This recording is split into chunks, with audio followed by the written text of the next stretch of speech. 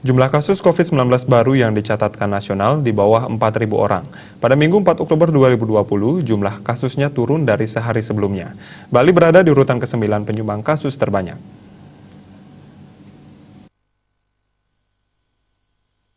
Jumlah kasus hariannya per Minggu 4 Oktober mencapai 3.990 orang. Kumulatif kasusnya sebanyak 303.498 orang. Spesimen yang diperiksa di seluruh Indonesia mencapai 36.743 spesimen. Total spesimen yang sudah diperiksa mencapai 3.488.141 spesimen. 5 provinsi yang melaporkan kasus terbanyak adalah DKI Jakarta 1.368 kasus, Jawa Tengah 314 kasus, Sumatera Barat 255 kasus, Jawa Timur 249 kasus, dan Jawa Barat 248 kasus. Bali masih ada di 10 besar penyumbang kasus terbanyak. Bali ada di urutan ke-9 dengan 111 kasus baru.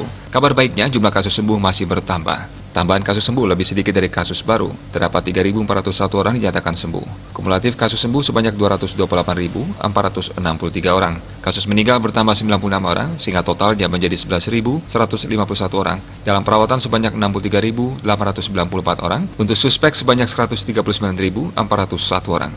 Dia Dewi Bali Pos melaporkan.